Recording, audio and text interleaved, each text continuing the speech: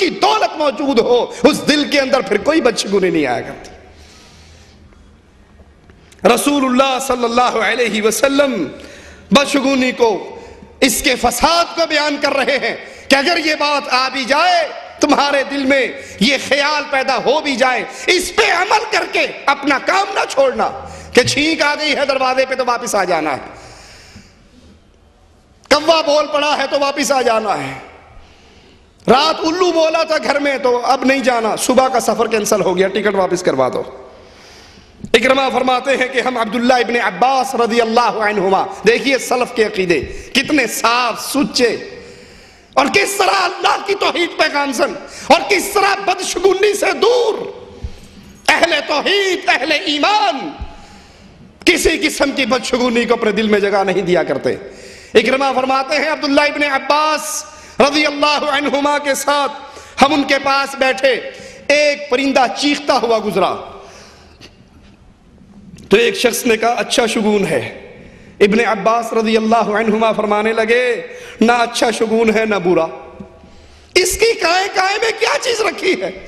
اس کے چیخنے سے کیا اچھا اور کیا برا۔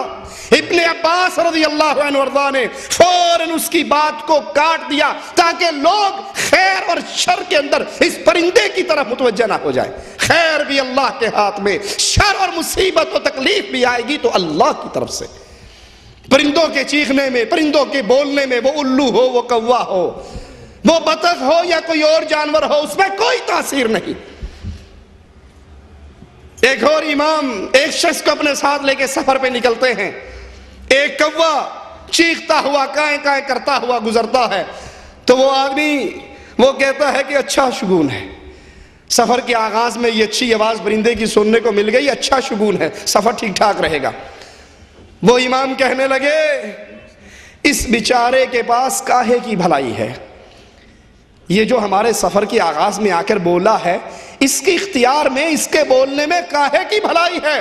اور جو کہ تو نے یہ بات کی ہے تو اس سفر میں میرا ساتھی بن ہی نہیں سکتا، چل بھاگ جا۔ مواہد جو اللہ پر بھروسہ کرے، اللہ پر ایمان لائیں، اللہ پر توکل کرے، اللہ سے خیر مانگیں اور اس شروں کی ساری پناہ اللہ سے طلب کرے، وہ کسی قسم کے شبہے کا شکار ہی نہیں ہوا کرتے۔ آپ کے سامنے ایسی کوئی بات آئے، آپ کے ماحول میں آپ کا بڑا، کوئی چھوٹا، کوئی عزیز، کوئی قریبی اس طرح کی بات کرے تو سلف کے طریقے پہ چلتے ہوئے فوراً ٹوک دو کہ نہ الو کے چیخنے میں تاثیر ہے، نہ کالی بلی کا راستہ کاٹنے میں تاثیر ہے، نہ کوے کی کائیں کائیں میں تاثیر ہے کہ آج کوا منڈیر پہ بیٹھا ہے ضرور کچھ ہونے والا ہے، آج امی کے ہاتھ سے آٹا روٹی پکاتے ہوئے پیڑا گر گیا کچھ ہونے والا ہے، آج آنکھ ہل رہی ہے، آنکھ پھڑک رہی ہے ضرور کچھ ہونے والا ہے، ہچکی بہت آ رہی ہے کوئی یاد کر رہا ہے مجھے۔ یہ ساری باتیں ہندوؤں سے لی ہوئی ہے، ان کی نہ کوئی تاثیر ہے نہ کوئی اثر ہے۔ مواہد خیر اللہ سے مانگتا ہے، اللہ پر بھروسے کرتا ہے اور ان طرح کی چیزوں کا شکار نہیں ہوا کرتا۔ صحیح بخاری میں ہے اگر کسی چیز میں نحوست ہوتی، اگر کسی چیز میں نحوست ہوتی تو تین چیزوں میں، گھوڑے میں، بیوی میں اور گھر میں، اگر نحوست ہوتی تو ان میں ہوتی، لیکن نحوست بدشگونی اللہ کے نبی صلی اللہ علیہ وسلم اس حدیث میں اس کا انکار کر رہے۔ تیسری چیز جس کی اس حدیث میں نفی کی گئی وہ رات کا ایک پرندہ الو، اہل جہلیت اس کے گھر میں آنے کو باعث نجس سمجھتے تھے، منحوس سمجھتے تھے کہ الو آ کر بیٹھا ہے، اب یہ کچھ نہ کچھ کر کے جائے گا، اس کا جو بولنا ہے وہ ٹینشن اور پریشانی ہے۔ اہل جہلیت کے گھر میں جب آ کر الو بیٹھ کر بولتا وہ اس کا پہلا مطلب ہی یہ نکالتا ہے کہ یا یہ میری یا میرے گھر والے کی کسی کی موت کی اطلاع لایا ہے، کیونکہ الو کا رشتہ یا اس کا علم ملک الموت کے سارے دفتروں میں ہے نا، وہ دیکھ لیتا ہے اب مرنے والا کون ہے، پہلے جا کر رپورٹ دیتا ہے تیار ہو جا انڈے ہی۔ کیا جہالت کی بات ہے، اس کے بولنے سے فلاں مرے گا، یہ آیا ہے موت کی خبر لایا ہے، یہ آیا ہے، وہ ہمارے اکثر نہیں کہتے روندا گیا تو مویاں دی خبر لے آیا۔ یہ خبریں اللہ کے علم میں ہے، کسی کے پاس نہیں۔ نہ پرندے کے بولنے سے کسی کی موت اور حیات کا پتہ چلتا ہے، نہ کالی بلی کے آگے سے گزر جانے میں سفر کی نحوست یا اچھی بری کا کسی بات کا علم ہوتا ہے۔ یہ جہالت کی باتیں اہل جاہلیت کے بکواسات، کہ ان کے دروازے پہ، ان کے گھر پہ جب آ کر کوئی پرندہ بولتا، خاص طور پہ الو بولتا، وہ سمجھتے یا میری موت کا پیغام ہے یا میرے گھر میں سے کسی اور کی موت کا پیغام ہے۔ اہل جاہلیت کا یہ خیال بھی تھا کہ میت کی ہڈیاں الو بن کر اڑنے لگتی ہیں، میت کی ہڈیاں یہ الو کی شکل میں تبدیل ہو کے اڑنے لگتی ہیں، اور پھر جس کی موت ہوتی ہے اس کے گھر میں جا کے بولنا شروع کر دیتی ہے۔ یہ سارے نظریات، یہ سارے عقائد باطل نظریات ہیں۔ چوتھے نمبر پر حدیث میں جس چیز کی نفی کی گئی وہ سفر ہے۔ ابو داؤد میں ہے محمد بن راشد کا قول کہ اہل جاہلیت سفر کے مہینے کو منحوس جانتے تھے، سفر کے مہینے کو منحوس جانتے تھے، اور یہی بیماری آج بھی موجود ہے۔ کلمہ پڑھنے کے باوجود اس مہینے کو منحوس جانتے ہیں، اس میں شادی بیاہ کو منحوس جانتے ہیں۔ کہیں کسی کا ڈر ہے، کہیں کسی کا خوف ہے، اور تو اور ایک دفعہ ہمیں ایک سوال آیا ایک جگہ پر درس کے بعد، مولوی صاحب محرم سے گانے سنے جا سکتے ہیں؟ محرم میں گانے سننے جائز ہیں؟ میں نے کہا بھائی محرم کے علاوہ جائز ہے؟ کہتے نہیں پونو چھڈو، تسی اے دسو محرم میں جائز نہیں، کیونکہ اگر محرم میں گناہ کرو گے حسین کی پکڑ آ جائے گی، اگر محرم میں شادی کرو گے حسین مارے گا، اگر محرم میں نکاح کرو گے یہ شادی، یہ نکاح، یہ بیاہ، یہ خوشی، یہ کبھی بھی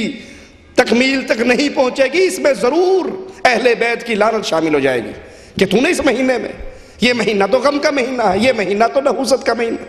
اہل جاہلیت سفر کے مہینے کو منحوس مہینہ جانتے تھے۔ آج بھی کلمہ پڑھنے والے اکثر اس بیماری کا شکار ہیں، جس کی نفی رسول اللہ صلی اللہ علیہ وسلم نے اس نظریے کو باطل قرار دیتے ہوئے کی۔ اس میں کوئی حقیقت نہیں۔ کچھ لوگ بدھ کے دن کو منحوس جانتے ہیں، اسی طرح اہل جاہلیت شوال کے مہینے میں شادی کرنے کو منحوس جانتے تھے۔ رسول اللہ صلی اللہ علیہ وسلم نے ان تمام باتوں کا رد کیا۔ اس مہینے سفر میں اہل جاہلیت سفر کرنے کو، کسی کام کے لیے نکلنے کو منحوس سمجھتے تھے کہ اس مہینے میں سفر کرو گے تو وہ سفر تمہارا کامیاب نہیں ہوگا۔ پانچویں نمبر پہ جس چیز کی نفی فرمائی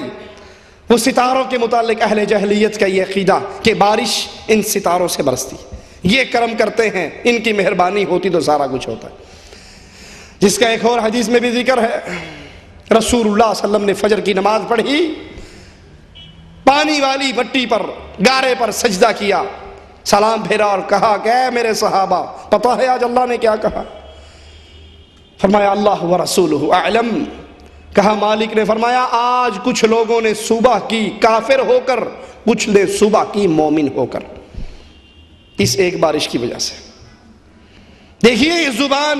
یہ زبان سے نکلے ہوئے جملے انسان کو کہاں تک برباد کر دیتے۔ بارش کی نسبت جس نے اللہ سے توڑ کر ستارے کی طرف کی، جس نے یہ کہا یہ بارش فلاں ستارے کی کرپا ہے، اس کا کرم ہے، اس کا فضل ہے، اس کی مہربانی سے ہوئی ہے، اصبحوا بی کافرن، یہ کافر ہو کر اٹھا۔ اور جس نے کہا یہ اللہ نے برسائی، یہ اللہ کا فضل ہے، یہ اللہ کا کرم ہے، اللہ نے مردہ زمین کو دوبارہ زندہ کیا، ہم سب کو پانی پلایا، اصبحوا بی مؤمنن، یہ مومن ہو کر اٹھا۔ جو اللہ کی نعمت کو اللہ سے، اس کی نسبت کو توڑ کر غیر کی طرف کرتا ہے، وہ اپنے ایمان سے ہاتھ دھو بیٹھتا ہے۔ اور ہمارے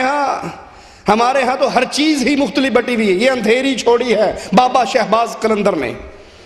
یہ بارش برسائی ہے فلاں بابے نے، یہ کرم کیا ہے فلاں بابے نے، محکمے اور ڈپارٹمنٹ پورے تقسیم ہو چکے، یہ فلاں کا کام ہے، یہ فلاں کا کام ہے، یہ فلاں کا۔ رسول اللہ صلی اللہ علیہ وسلم جاہلیت کے اس عقیدے کی نفی کرتے ہیں۔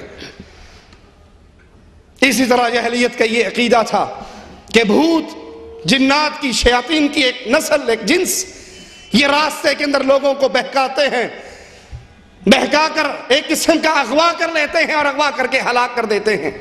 رسول اللہ صلی اللہ علیہ وسلم نے اپنے اس فرمان میں ان کا رد کیا، اس عقیدے کی نفی کی۔ ابو داؤد رسول اللہ صلی اللہ علیہ وسلم کے سامنے بدشگونی کا ذکر ہوا تو آپ نے فرمایا اس میں فال ہی